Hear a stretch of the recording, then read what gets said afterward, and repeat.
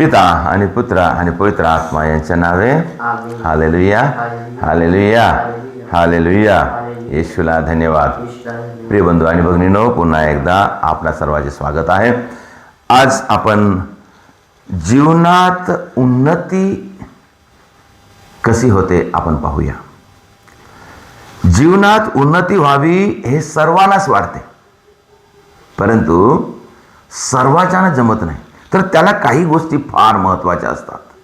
आमच्या जीवनामध्ये उन्नती करण्यासाठी काही गोष्टीकडे आपण खूप खूप लक्ष दिलं पाहिजे. त्याच्यामधल्या काही महत्त्वाच्या गोष्टी म्हणजे एक सर्वात महत्त्वाची गोष्ट म्हणजे आमची क्षमता. आमच्यामध्ये क्षमता असावं उन्नती करण्यासाठी. तर ती क्षमता कोणती? एक तर शैक्षणिक क्षमता असावं, एक देवाचा आशीर्वाद असावं, एक देवाची कृपा असावं, आमचा चांगला स्वभाव असावं, एक प्रेमळ स्वभाव असावं, काम करण्याची एक इच्छा असावं. हे एक चांगला म्हणजे एक क्षमता, आमची क्षमता. तर आपण ते क्षमता मिळवलं पाहिजे. आमच्यामध्ये क्षमता झाली पाहिजे. ते क्षमता कशी होते? माझ्या एकट्याच्यानं नाही होत.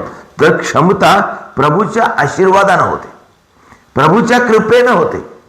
प्रभू म्हणत आहे, जेव्हा तुम्ही माझ्यामध्ये जुळून राहाल तेव्हा तुम्हाला उत्तम फळ देता येते. तुम्ही माझ्यामध्ये राहाल तेव्हा तुम्हाला उत्तम फळ देता येते आणि तुमचे कार्य उत्तम प्रकारे होते. म्हणून प्रभूच्या कृपेवर अवलंबून राहणारा व्यक्ती क्षमता प्राप्त करतो. आणि म्हणून निर्गमन ग्रंथाच्या अध्याय 23-25 मध्ये प्रभू म्हणत आहे, जो माझी आराधना करतो त्याच्या जीवनामध्ये नेहमी बरकत राहील.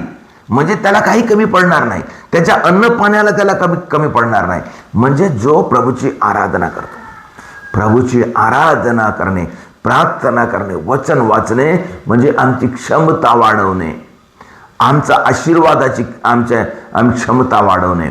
आम्ही देवाच्या योग्य बनतो आणि अशा प्रकारे आमची क्षमता वाढली पाहिजे. आणि दुसरी महत्त्वाची गोष्ट आहे आम्ही शारीरिक क्षमता.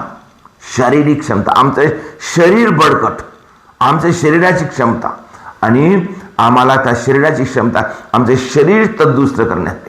आम्ही निर्गमन ग्रंथाच्या अध्याय 15-26 मध्ये वाचतो, प्रभू म्हणत आहे, मी तुला बरं करणारा परमेश्वर आहे. म्हणजे मला बरं करण्यासाठी, मला शरीराची शक्ती देण्यासाठी, मला रोगापासून मुक्त करण्यासाठी परमेश्वर समर्थ आहे. म्हणून आपण परमेश्वरावर विश्वास ठेवला. म्हणजे सर्वात महत्त्वाची गोष्ट आम्ही परमेश्वरावर विश्वास ठेवला पाहिजे क्षमता बनवण्यासाठी. आणि परमेश्वराच्या विश्वासाने, परमेश्वराच्या आशीर्वादाने आमच्यामध्ये क्षमता येते, उन्नती करण्यासाठी क्षमता येते, प्रगती करण्याची क्षमता येते आणि आम्हाला क्षमता आणि आम्हाला उन्नतीकडे आम्हाला वाटचाल करता येते. दुसरी महत्त्वाची गोष्ट आहे प्रिय बंधू आणि भगिनींनो, आम्ही कष्ट करावं, मेहनत करावं, आळसी नाही बनावं. आम्ही आळसी नाही बनावं.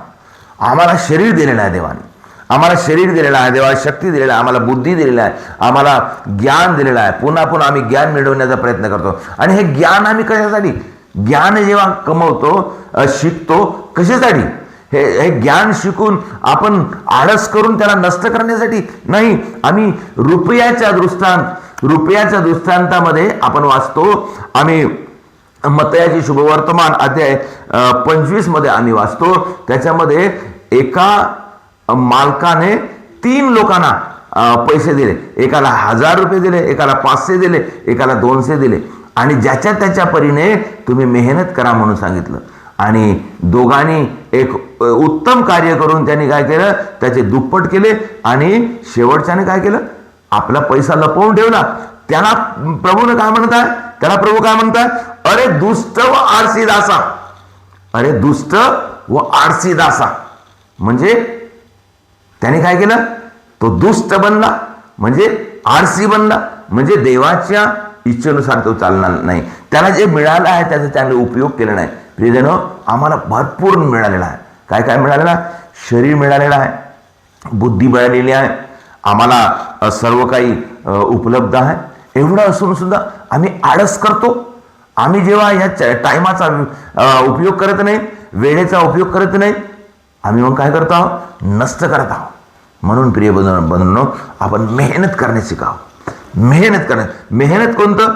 सर्वात पहिली मेहनत हे आहे, शरीराची मेहनतीच्या पहिलं आमच्या मनाची मेहनत. आम्ही प्लॅनिंग करावं. प्लॅनिंग करणारा माणूस काय करतो?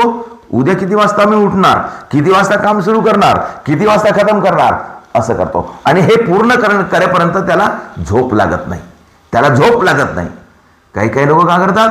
झोपून आपले सर्व वेळ बर्बाद करतात. त्याची प्लॅनिंग नाही, काही नाही, त्याला काही मनामध्ये काही इच्छा नाही. अरे याच्यामुळे काय होते? सर्व देवाने दिलेले सर्व दान वरदान काय होत आहे? नष्ट होत आहे. आळस हा माणसाचा शत्रू आहे. आणि त्याच्यामुळे आम्ही सर्व काही नष्ट करतो. आणि म्हणून प्रिय बंधू आणि भगिनींनो, आमची प्लॅनिंग, आमची योजना हे सर्व कशावर अवलंबून आहे? आमच्या कष्टावर, आमच्या मेहनतीवर. आम्ही कष्ट करावं. पुष्कळ लोक म्हणतात एवढे तास झोपा. किती तास झोपले तरी तुम्ही मरणारच. मला माहित आहे. आम्ही 10 तास झोपा तुम्ही मरणार. 10 तास झोपलेला माणूसही मरणार, 7 तास झोपलेला माणूसही मरणार, 2 तास झोपलेला माणूसही मरणार. परंतु त्या दोघांमध्ये फरक काय माहित आहे? जो 2 तास झोपून जो जीवन जगतो ना, जीवनामध्ये भरपूर कमवतो. आणि 10 तास झोपून जो जीवन जगतो ना, तो त्याचं शरीर तंदुरुस्त राहील, परंतु जीवनामध्ये काहीच कमवत नाही. म्हणून प्रिय बंधू आणि भगिनींनो, पुष्कळसे नियम आहेत. ते नियम जे चांगले नियम आहेत ते घ्यावं, आणि जे वाईट नियम आहेत, जे आम्हाला आळसी बनवतात, ते नियम आपण सोडून द्यावं.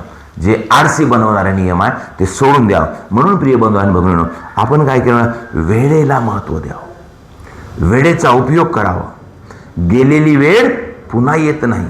म्हणून जेवढं कार्य करता येईल तेवढं कार्य करावं, मेहनत करावं, प्रार्थना करावं. प्रभूच्या चरणाचे आम्हाला काही काम भेटत नाही तर प्रभूच्या चरणाशी बसून आपण प्रार्थना करावं, कष्ट करावं, मेहनत करावं. आणि ह्या सर्व गोष्टीद्वारे आमची उन्नती होते, प्रगती होते. आम्ही त्यासाठी प्रभूकडे प्रार्थना करूया. प्रभूच्या नावामध्ये आपण जीवन जगण्यासाठी प्रयत्न करूया. प्रभूच्या नावाने समोर जाण्यासाठी आपण प्रयत्न करूया. प्रभूला आपल्या सोबत ठेवून आपण प्रयत्न करूया, मेहनत करूया, आणि आम्ही उन्नतीकडे आपण वळूया.